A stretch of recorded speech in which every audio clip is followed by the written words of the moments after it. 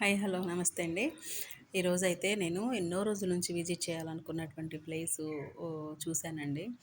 ఎంతో వేగంగా జరిగినటువంటి పనులు ఈ బ్రిడ్జి కన్స్ట్రక్షన్‌లో. ఇదైతే విజయవాడ నుంచి గుంటూరు వెళ్ళే రూటు. అది కృష్ణా నది మీద కొత్తగా కన్స్ట్రక్ట్ చేశారు కదండీ బ్రిడ్జి. ఆ బ్రిడ్జి మీద నుంచి ఈరోజు మేము ప్రయాణిస్తా ఉన్నాము. జర్నీ చేస్తా ఉన్నాం. చాలా అంటే చాలా బాగుందండి వ్యూ. అసలు కృష్ణా నది మధ్యలో నుంచి వంతెన బ్రిడ్జి అంటేనే మాత్రం ఎంతో ఎక్సైటింగ్‌గా అనిపించింది నాకైతే చూడాలని. ఇప్పటికీ మాకు కొంచెం హాలిడేస్ ఉండడంతో ఈరోజు మేము మా అక్క వాళ్ళ ఇంటికి గుంటూరు వెళ్తూ ఆ బ్రిడ్జి మీద నుంచి వెళ్తా ఉన్నాం. బ్రిడ్జ్ అయితే చాలా పెద్దగా ఉందండి. మొత్తం అటు సైడ్ 4 వెహికల్స్, ఇటు side 4 vehicles at a time వెళ్ళగలిగేంత ప్లేస్ ఉంది. దీన్ని స్పీడ్ యాక్సెస్ రోడ్ అంటారండి. Speed access road bridge పడిందనమాట.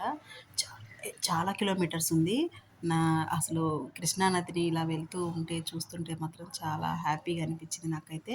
ఇప్పుడు కనపడుతుంది అది భవానీపురం అండి.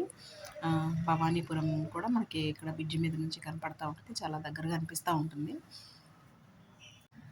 నేనైతే ఫస్ట్ టైము దీని మీద జర్నీ చేస్తా ఉన్నానండి. ఇంతవరకు మేము ఈ రూట్‌లో జర్నీ చేయలేదు. సో, మీలో ఎవరైతే ఎంతమందైతే ఈ రూట్‌లో జర్నీ చేశారో, ఈ వంతెన మీద నుంచి వెళ్లారో కామెంట్ చేయండి. నిజంగా నాకైతే చాలా హ్యాపీగా అనిపించింది. సో, కృష్ణా నది మధ్యలో నుంచి బ్రిడ్జి మీద ప్రయాణించడం అనేది. ఈ బ్రిడ్జి కన్స్ట్రక్షన్ విషయంలో చాలా ఫాస్ట్‌గా వర్క్ జరిగిపోయిందండి. నిజంగా చాలా తక్కువ టైంలోనే బ్రిడ్జ్ రెడీ అయిపోయింది. ఆల్మోస్ట్ అన్ని వెహికల్స్ ప్రయాణిస్తా ఉన్నాయి. అటు సైడ్, ఇటు సైడ్ 2 సైడ్స్ కూడా ఆహ్, వెళ్తూనే ఉన్నాయి వెహికల్స్ అన్నీ కూడా. ఇది భవానీపురం దాటిన తర్వాత నెక్స్ట్ స్ట్రీమ్ అండి ఇది. ఇట్లా చాలా స్ట్రీమ్స్ ఉన్నాయి. కొంతమందైతే అక్కడ ఆగి ఫోటోస్ అవి కూడా తీసుకుంటూ ఉన్నారు.